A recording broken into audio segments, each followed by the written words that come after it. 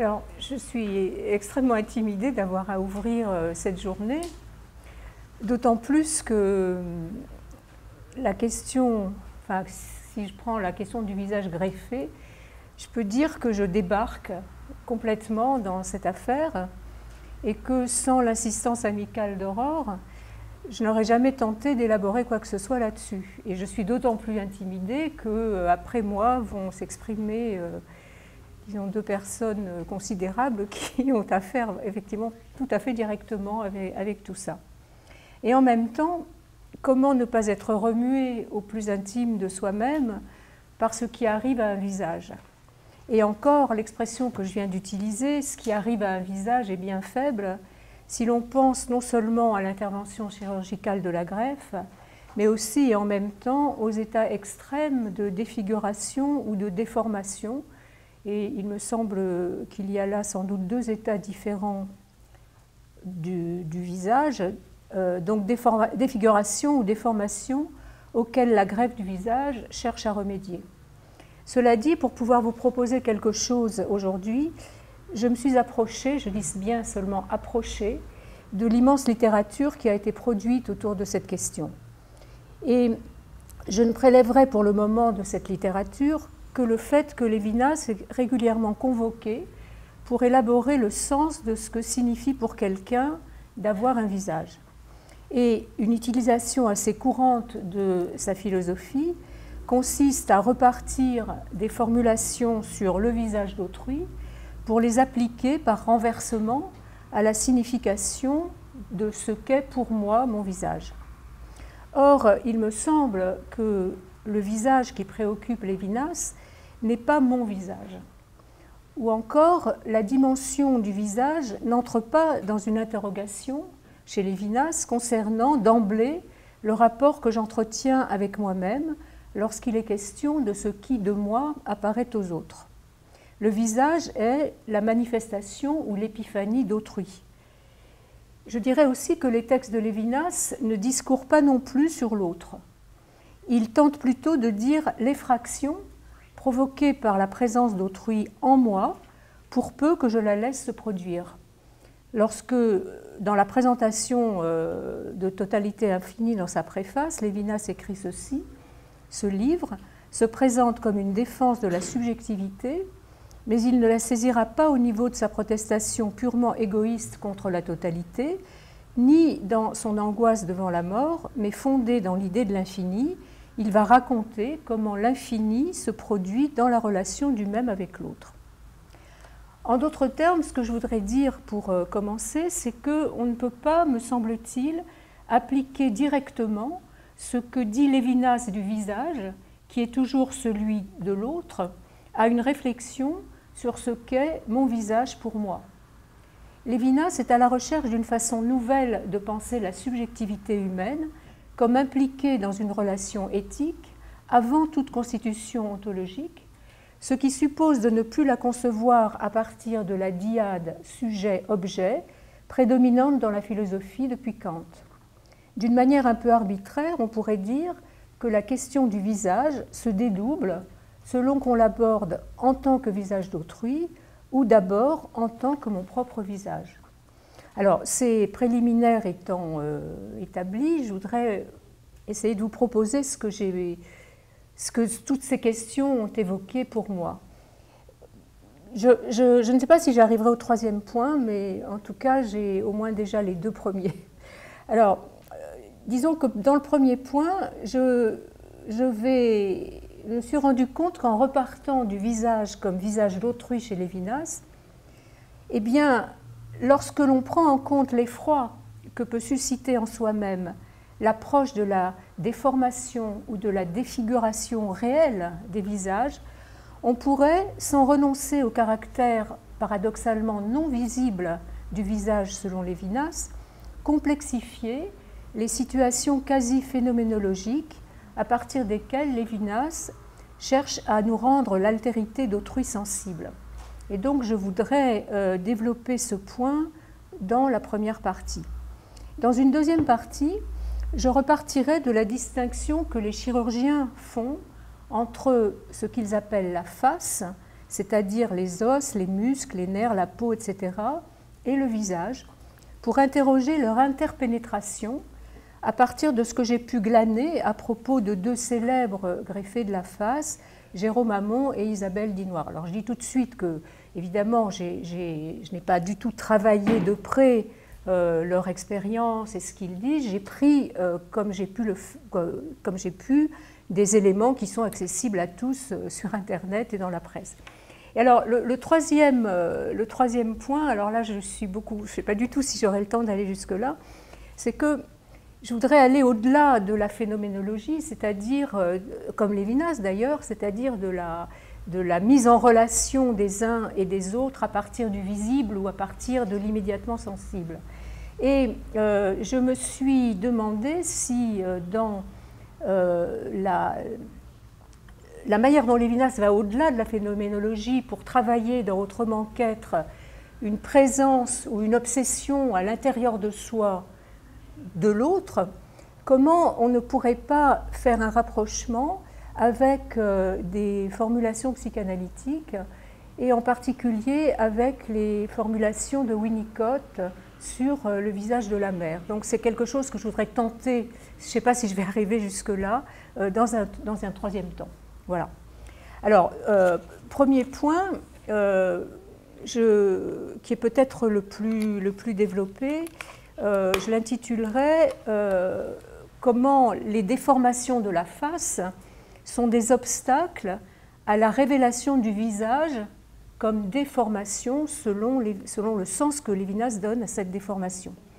Et donc je vais m'inspirer dans cette première partie d'un petit livre que j'ai trouvé tout à fait formidable de Hagi Kenahan qui s'intitule « Visage, une autre éthique du regard après Lévinas » qui a été publié en 2012 avec une introduction une préface de Catherine Chalier. Bon. Alors d'après cet auteur, la pensée lévinassienne du visage d'autrui est traversée par ce qu'il appelle une tension interne entre une dimension visuelle et une dimension non visuelle. Cette tension, nous dit-il, n'est pas un simple problème dans la philosophie de Lévinas, mais elle exprime le mode d'apparition d'autrui. Il s'agit là, dit-il, d'une tension forte avec laquelle il n'est pas facile de vivre. Ou encore, toujours à Guy Kenahan, d'une part, Lévinas choisit le terme de visage qui évoque un lien visuel évident, mais d'autre part, il prend la peine de souligner sans relâche que le visage n'appartient pas au domaine visuel. Et si l'on tient compte de cette tension, il faut comprendre que pour Lévinas, toujours selon Kenahan, il ne s'agit pas de nous fermer aux données de la vision, mais de savoir comment, dans le cadre de notre vécu visuel, refuser l'objectivation de l'autre à travers le regard. Et à l'inverse, il nous dit, toujours Kenahan, si la centralité du visage n'est pas visuelle, cette non-visualité ne s'enlove pas moins au cœur même du visible. Donc, si vous voulez, il y a une intrication entre le visuel et le non-visible, et c'est cette intrication qui va guider mon propos aujourd'hui. Alors, je voudrais dans un premier temps rappeler ce que signifie pour Lévinas que le visage détruit l'harmonie du visible. Alors, je vais repartir de ce passage d'éthique et infini qui est cité dans l'argumentaire de notre journée et qui est le suivant. C'est lorsque vous voyez un nez, des yeux, un front, un menton et que vous pouvez les décrire, que vous vous tournez vers autrui comme vers un objet. La meilleure façon de rencontrer autrui, c'est de ne même pas remarquer la couleur de ses yeux. C'est-à-dire que pour Lévinas, le visage, comme il le dit ailleurs, n'est ni vu ni touché. S'intéresser aux détails de sa matérialité, dévisager quelqu'un, c'est véritablement le dévisager, lui enlever son visage. Et comme le titre de son grand livre de 1961, Totalité et infini, l'indique, le visage est ce qui ne s'intègre à aucune totalité, à aucun système, le système le plus immédiat étant, si l'on peut dire, l'adéquation de l'objet au regard du sujet dans la vision. Pour Lévinas, je le rappelle, l'apparaître du visage est une situation où la totalité se brise, ce que Kenaan commente ainsi: le visage, dit-il, est hors norme, il détruit l'harmonie du visible, le fissure en créant un effet surprenant, souvent gênant, difficile. Donc, il y a du visuel dans l'approche du visage, mais ma vision ne saisit pas le visage comme il saisirait un objet. Et Kenaan remarque que malgré ce que l'expression face à face, que l'on trouve souvent chez Lévinas, donne à entendre, il ne s'agit pas d'une symétrie, toute symétrie reconstituant de la totalité. Il ne s'agit pas d'une spécularité. Autrui n'est pas mon alter ego, car avec le visage, dit Lévinas, l'éclat de l'extériorité ou de la transcendance, c'est l'éclat de l'extériorité ou de la transcendance qui fait effraction dans les relations figées de la totalité. Alors, de même que Lévinas a trouvé dans la langue française le mot autrui sans équivalent dans d'autres langues, de même y a-t-il prélevé le mot visage pour faire passer le mot hébreu paniim, qui est un mot masculin pluriel et féminin pluriel, et là ça serait d'ailleurs très intéressant de réfléchir à partir de là, ce que je ne ferai pas.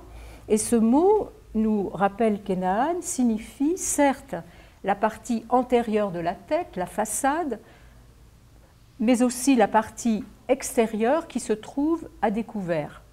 Mais dans ce sens, il n'y a pas de connotation visuelle.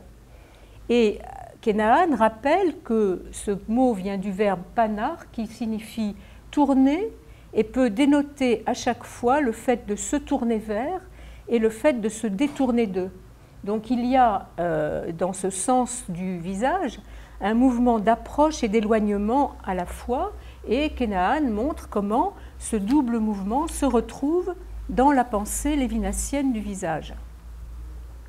Alors, je vais essayer d'aller un peu vite sur ce rappel, à savoir que quand Lévinas parle du visage d'autrui, il indique que autrui s'avance vers moi, provoque une ouverture vers un au-delà de moi qui reste toujours séparé de moi, toujours étranger, extérieur, autre, infini. Et il veut dire par là qu'il échappe à ma prise, à ma compréhension. Il me transcende. Et pourtant, cette séparation n'est pas une absence de relation. Pour saisir un tel paradoxe, il faut faire intervenir un milieu, un élément autre que celui de la vision, qui est celui du parler, de la parole.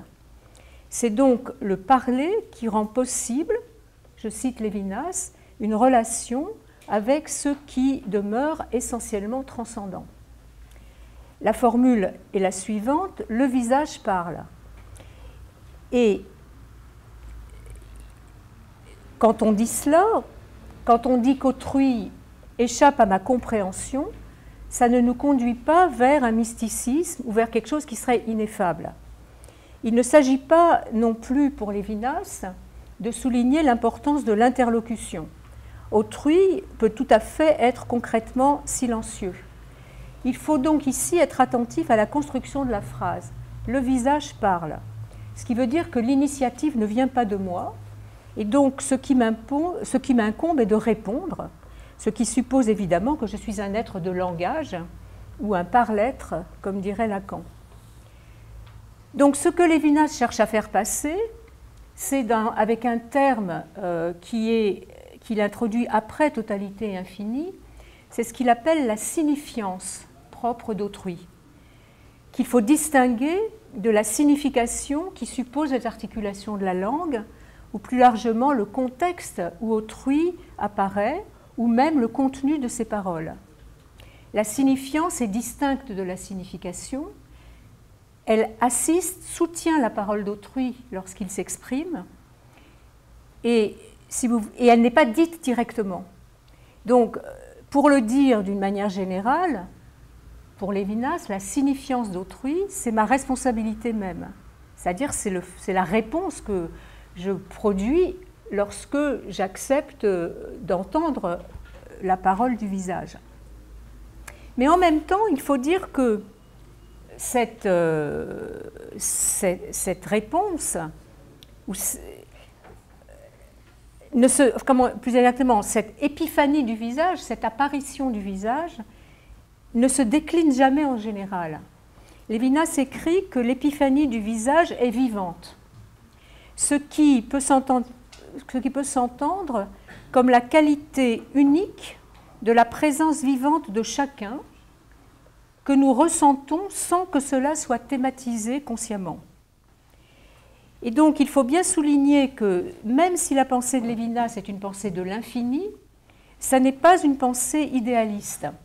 Ce que commente Kenahan quand il dit « L'originalité du travail lévinassien réside dans l'accent mis sur le concret très spécifique de la présence d'autrui dans l'espace de la langue du moi.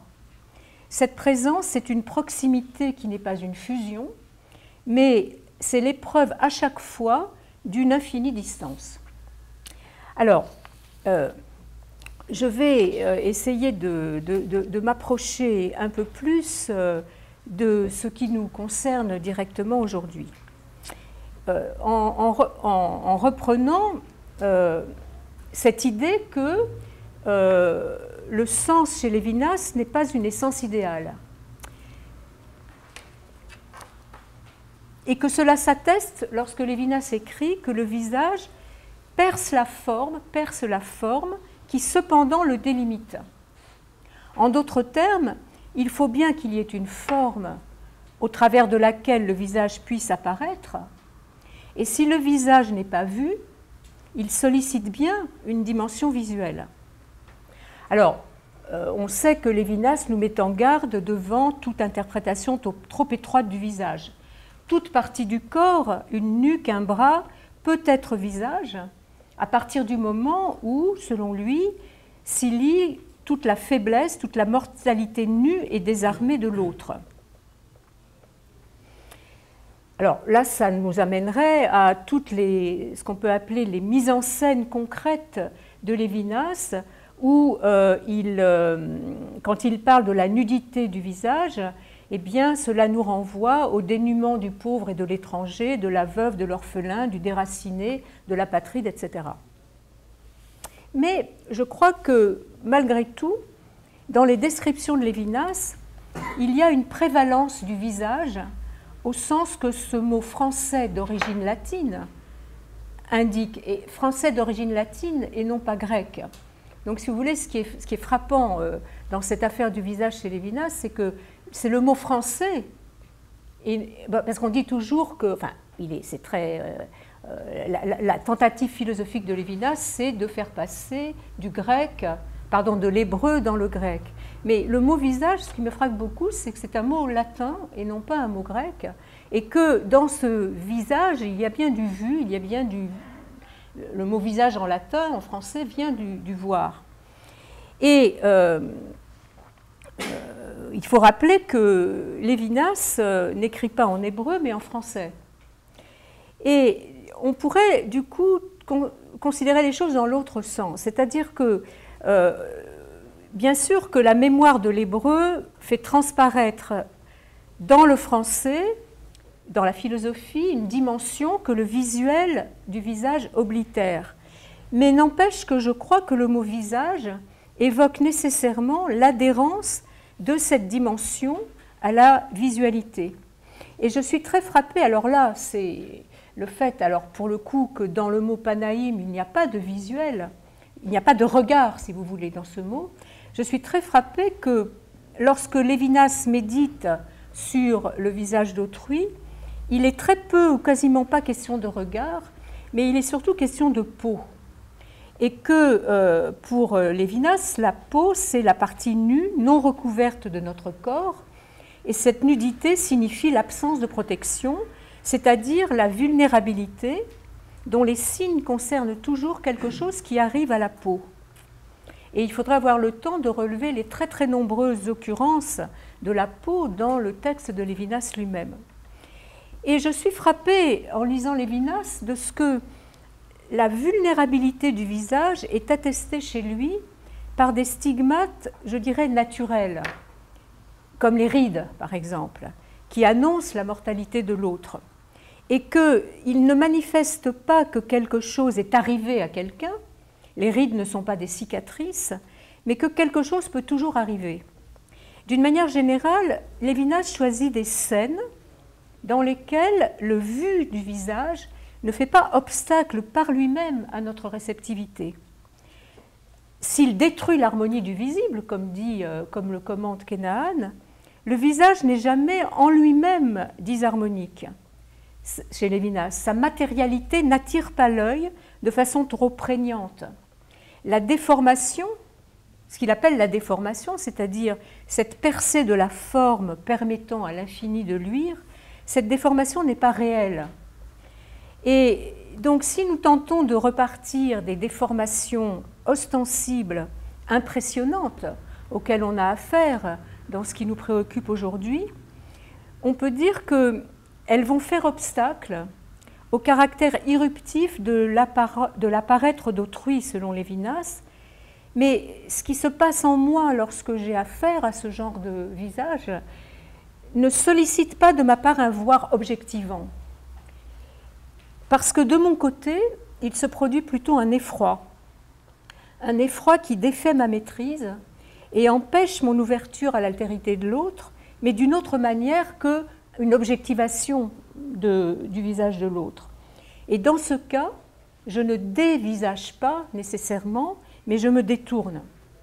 Alors, on va dire que Lévinas ne nous parle que de cela, à savoir que nous nous détournons de l'appel que nous adresse le pauvre, la veuve ou l'orphelin, ce que chacun d'entre nous fait quotidiennement dans les rues où depuis quelque temps des familles entières avec enfants en bas âge s'exposent. Je dirais que toutes ces situations ne font pas vibrer en nous la même corde sensible et que je reprendrai ici une formulation de Dominique Baquet dans un ouvrage qui s'appelle Visage du masque au greffe du visage, je crois, et où elle écrit ceci. Il est des visages avec lesquels le face-à-face ordinaire s'avère difficile, pénible, douloureux. Quand le visage de l'autre ne répond pas à l'attente implicite que j'en ai, en d'autres termes, quand il n'est pas normalisé, formaté, quand quelque chose en lui relève d'une différence que je ne peux assimiler, plus exactement que je n'ai pas la force morale d'assimiler ou d'intégrer. Fin de citation. Devant ce genre de visage, je dirais que je suis assaillie de fantasmes menaçants qui provoquent en moi une fermeture à l'extériorité. De plus, si l'on pense à l'effroi que provoque l'apparence que donnent certains grands brûlés ou les gueules cassées de la guerre de 14, ou bien toute atteinte extrême au visage, je dirais que nous sommes aussi submergés par l'immensité inimaginable pour nous de la souffrance et qui demande de notre part, comme dit Dominique Baquet, une force morale qui nous dépasse. Souffrance différente et inimaginable d'une autre manière que celle que manifestent les personnes sans abri qui peuplent nos villes. Nous avons affaire à des situations, pour revenir dans une problématique lévinassienne, où le visage est concrètement phénoménalisé, traîné malgré tout dans la lumière, où son anormalité, comme je le dit David Le Breton ici présent, mais comme je ne le connais pas, je ne sais pas où tourner mon regard. Bonjour. Voilà le visage. Voilà. Alors donc, ce visage, dites-vous, saute aux yeux, il défait la forme attendue et enferme la personne atteinte de défiguration dans une insupportable solitude au milieu des autres, soit que le vide se fasse autour d'elle, soit qu'elle soit contrainte de vivre en permanence sous les feux de la rampe, ce qui met en lumière l'importance pour chacun de moments d'anonymat.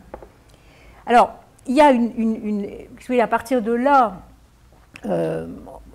si on réintègre ces cas extrêmes dans la perspective de Lévinas, on pourrait dire qu'une part importante devant ces visages relève de notre responsabilité, qui suppose de notre part un apprentissage, une habituation pour surmonter l'obstacle de l'effroi provoqué par l'anomalie réelle qui va bien au-delà de la peau aride. Il s'agit de nous inciter à travailler notre propre regard, à nous ouvrir à une relation avec qui présente une face d'abord irregardable. Et dans le livre de Dominique Baquet, je ne sais pas si vous connaissez cet ouvrage, évoque le travail de deux photographes contemporains, l'un étant Philippe Burin et surtout Nancy Burson. Philippe Burin, qui fut médecin avant de choisir la photo, approche son objectif au plus près de la dégénérescence de la chair qui affecte le visage de certains vieillards, afin de nous contraindre à ce qu'il appelle l'envisagement, ce que Dominique Baquet appelle l'envisagement, auquel nous tentions d'abord de nous soustraire. Et l'œuvre de Nancy Burson pourrait entrer aussi d'ailleurs dans la partie sur les visages numérisés, puisqu'elle a commencé à inventer des visages fantastiques à partir d'images générées par ordinateur, et aussi une installation informatique susceptible de renvoyer à qui le souhaite l'image retravaillée par ordinateur de son propre visage vieilli. Mais ce qui nous concerne ici plus directement, c'est la partie de son travail suscitée par la naissance de l'enfant d'une de ses amies, né avec une malformation génétique très rare de la structure osseuse, et de là les photos qu'elle a faites aussi d'enfants atteints de progénie, c'est-à-dire ce sont ces enfants qui ont cette maladie où ils vieillissent d'une manière accélérée, épouvantable, ou encore d'adultes défigurés ou difformes. Et Dominique Baquet dit que Nancy Burson baigne ses sujets d'une lumière chaude aux teintes ocre et orangées, et qu'il y a dans cet art un art de l'acceptation et du partage, alors même que les images demeurent très très dures, à la limite du supportable. Et ce que fait cette photographe, c'est d'engager ma capacité à regarder et à accepter cette altérité absolue qu'est le monstre, je dirais un monstre réel et non imaginaire. Parce que je crois que vraiment dans ces affaires de déformation ou de défiguration, nous avons affaire à un réel du visage de l'autre. Hein. Alors, voilà, combien de temps il me reste ? Un quart d'heure. Bon, alors je crois que je vais me contenter de mon deuxième point et que le troisième, peut-être je l'évoquerai et voilà. Donc, dans un deuxième point, je voudrais travailler à partir de la distinction que font les chirurgiens entre la face et le visage. Parce que dans le cas que je viens d'évoquer, c'est-à-dire le cas de ces photographies de Nancy Burson, alors la fin de la citation de Dominique Baquet, je voudrais la retrouver. Attendez. Oui. Voilà, Dominique Baquet dit ceci. Nancy Burson s'est approchée du visage monstrueux au plus près, au plus humain. Me l'offrant en partage, elle me met à l'épreuve, et cette épreuve est autant épreuve de regard que d'humanité. Et elle ajoute, à moi de savoir jusqu'où je pourrais m'aventurer vers cet autre-là, et davantage encore ce que je serai en mesure de lui donner. Alors, dans ce dernier cas, je suis placée non devant la personne même, mais devant une photographie. Et la question de ce que je serai en mesure de lui donner ne se pose pas directement à moi. Elle se pose en revanche au chirurgien, en particulier celui qui commence à avoir les techniques de greffe dans son arsenal thérapeutique, réponse que lui seul est capable de donner à la souffrance extrême et spécifique de certains cas de déformation ou de défiguration. Et si j'en crois le témoignage du docteur Maurice Mimoun, qui est chirurgien esthétique, dans un article qu'il a donné à un numéro de la revue Autrement que Catherine Chalier avait dirigé, qui s'intitulait « Le visage dans la clarté, le secret demeure », eh bien, le docteur Mimoun a lui aussi, il raconte comment lui aussi a dû travailler son propre regard. Lorsqu'il décrit sa première visite de jeune interne à l'étage des Grands Brûlés, il raconte comment il ne tient pas le choc. Il parle du malaise intense que suscite l'un d'entre eux en particulier et la compréhension qu'il lui faudrait un apprentissage par lequel il parviendrait, dit-il, à lire ces visages, c'est-à-dire à lire leur sourire, leur tristesse, leur crispation, ce que j'ai appelé plutôt la qualité unique de leur présence vivante. Et il continue, je les regardais, je les touchais, je leur parlais comme à toute autre personne, mais plus encore, je compris que traité ou non, le brûlé restait différent. Fin de citation. Et de là, on pourrait aussi aller vers une réflexion qui nous ferait considérer que si l'une des conditions de l'apparaître du visage est du côté de ma ou de notre responsabilité, il faut aller vers une remise en cause de la normalité et œuvrer socialement et même politiquement dans le sens d'une critique des normes et d'une transformation de notre regard. Tout cela est bien sûr nécessaire, mais je voudrais reprendre ici l'interrogation du docteur Mimoun à propos de la chirurgie dite esthétique. Il dit « Il est facile de dire aux gens « Assumez vos rides, vos cicatrices, vos handicaps, votre poids », alors que la société fait tout pour les en empêcher. Allez d'abord leur dire « Changeons d'abord la société, vous vivrez mieux ». Ils seront morts sans avoir rien vu changer et ils le savent. Et il ajoute « Il n'y a pas de règle générale, il y a une vraie souffrance ». Alors, là, je m'avance encore une fois dans un domaine qui est tout à fait nouveau pour moi, mais j'imagine que dans le cas des greffes de visage, remédier à une épouvantable souffrance est, je suppose, la motivation principale du chirurgien. Mais pour la spécificité de ce geste, il faut introduire une distinction que les chirurgiens font eux-mêmes, la distinction, je le répète, entre la face, os, muscles, nerfs, peau, etc., et le visage. Et pour cela, je voudrais reprendre l'échange que Laurent Lantieri a eu avec le philosophe Jean-Luc Nancy dans un numéro de Philosophie Magazine qui était consacré au visage. Alors, Laurent Lantieri dit ceci. « Un visage, je ne sais pas ce que c'est. Je sais ce qu'est une face. La face est la structure anatomique du visage qui est constituée de muscles, de nerfs, d'os. Le visage est l'expression de la personne. » C'est toujours Laurent Lantieri qui parle. « Cette subtilité sémantique m'aide à faire comprendre ce que nous pratiquons. Nous greffons une face pour restaurer un visage. Le patient retrouve un visage humain qui sera le sien à partir d'une face qui est quelqu'un d'autre. » Bon. Alors, Jean-Luc Nancy est très intéressé par cette distinction entre la face et le visage, car il y reconnaît un schème lévinassien. Et il enchaîne en disant « Votre distinction entre face et visage éclaire la formule de Lévinas, bien connue des philosophes. Le visage est invisible. La face est visible, mais le visage est tout ce qui vit, qui pense, qui s'exprime par une face, tout en étant très éloigné. » Il me semble cependant que Nancy va un peu vite en besogne, parce que, en disant au fond, ce dont vous parlez, c'est de la distinction lévinassienne entre face et visage. Parce que la formulation de Lantieri est ambiguë, et d'ailleurs dans l'entretien, elle va changer. D'un côté, il définit le visage comme l'expression de la personne. Et je crois que là, effectivement, il s'approche de ce que Lévinas entend par visage. Mais de l'autre, il dit qu'il restaure un visage, que le patient retrouve un visage humain. Et en ce sens, je dirais que le Comité national d'éthique, dans son avis, je ne sais plus, fameux avis, merci, sur l'allogreffe, c'est ça? Les allogreffes, hein, il a raison de signaler qu'on ne greffe jamais un visage, mais un tissu composite. Alors, c'est ce que dit d'ailleurs Lantieri, je le cite, on greffe la face entière, alors lui qui greffe la face entière, bon, on ne greffe jamais un visage, mais excusez-moi, on greffe la face entière, front, paupières, nez, bouche, oreille, avec muscles, nerfs, vaisseaux, on rebranche les vaisseaux qui vont redonner la vitalité au tissu et le nerf facial du patient va repousser dans le greffon pour l'animer.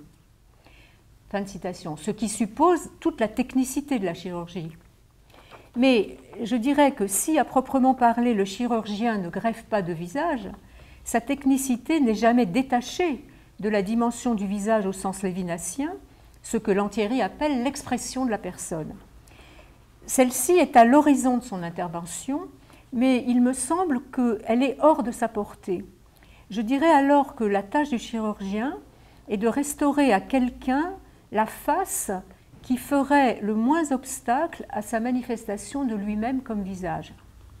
Alors Jean-Luc Nancy, toujours pour rester dans cet entretien, qui a, comme vous le savez, subi une greffe du cœur, avoue sa difficulté à penser ce que serait pour lui vivre avec un nouveau visage qui changerait son aspect. En bon philosophe, il va s'y essayer, en extrapolant à la greffe de visage ce qui lui est apparu comme fondamental dans sa propre expérience.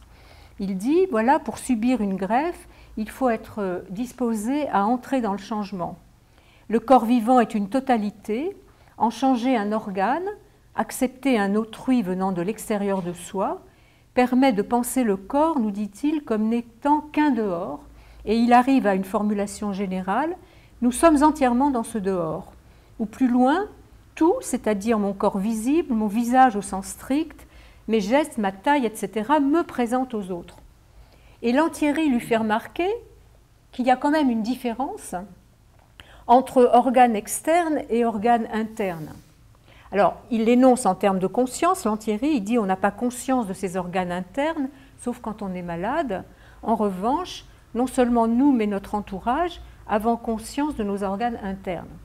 Et entre-temps, dans l'entretien, il a modifié sa formulation. Il ne parle plus de son intervention en disant qu'il a restauré le visage de son patient, mais qu'il lui a permis d'avoir à nouveau un visage. Ce qui n'est pas tout à fait la même chose que de dire qu'il a un nouveau visage. Et d'ailleurs, j'ai trouvé la même formulation dans l'entretien avec Le Monde d'Isabelle Dinoir, qui, à la veille de son opération, dit « Au réveil, j'aurai à nouveau un visage ». Alors, je voudrais un tout petit peu, j'en ai pour 5 minutes encore, hein, continuer un petit peu. Il me semble que quand Laurent Lantieri dit qu'il permet à son patient d'avoir à nouveau un visage, ça me paraît mieux faire comprendre à quel point, il me semble, le visage est avant tout l'affaire du patient. Et c'est ce qui m'est apparu en retrouvant sur YouTube, Internet donc, certains interviews télévisées de Jérôme Hamon, cet homme de 35 ans atteint d'une neurofibromatose qui s'était déclarée à l'âge de 9 ans et avait évolué jusqu'à lui faire risquer de devenir aveugle, jusqu'à subir donc la première greffe totale de visage. Donc dans une de ses interviews télévisées, il dit à propos de lui aujourd'hui ceci: « C'est ma face et aussi mon visage, parce que derrière les fibromes, on ne distinguait pas mon visage. On me disait que je ne montrais pas mes sentiments.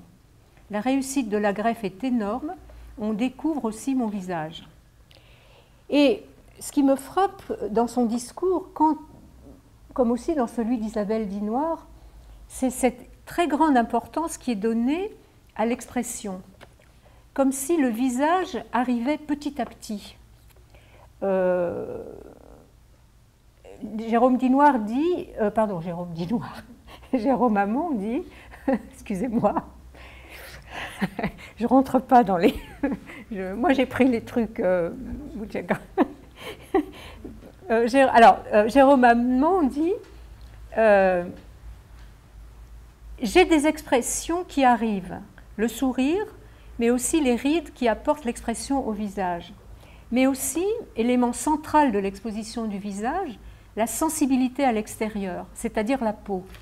Isabelle Dinoir dit par exemple « Je n'avais aucune sensibilité des lèvres, les liquides circulaient et il arrivait que je me brûle. D'où, dit-elle, au réveil, mon premier geste était de me toucher le visage, vérifier qu'il était encore là. La sensibilité, mais aussi la possibilité de parler, d'ouvrir et de fermer la bouche. Elle dit, le premier truc était de fermer la bouche et d'arriver à prononcer certaines lettres, le P par exemple, qui nécessite le contact des deux lèvres. Donc, ce qui m'apparaît à lire ce peu de témoignages que j'ai lus, c'est qu'aussi bien l'un que l'autre sont passés par un travail que nous n'effectuons jamais. Un très difficile travail d'exercice des muscles de la face, comme dit Jérôme Hamon, muscle par muscle, nerf par nerf, pour arriver à ce qui va de soi pour tout un chacun. l'oubli de la matérialité faciale, afin que l'involontaire, le vivant, en quoi consiste le visage distingué de la face, puisse apparaître. Oubli donc de la matérialité faciale, de sa fonctionnalité, pour reprendre un terme de l'argumentaire, qui n'indique que mieux l'interpénétration du visage et de la face. Je terminerai par ce que dit Jérôme Hamon. Manger, parler, c'est un acte naturel, mais moi qui dois réapprendre tout ça, je me rends compte de la complexité du corps humain, et en particulier du visage, de tous les os et les muscles qui rentrent en jeu pour une action banale. Voilà. Alors, je ne vais pas rentrer dans la troisième partie que j'ai construite, si vous voulez, à partir de cette idée que Laurent Lantieri énonce dans son entretien avec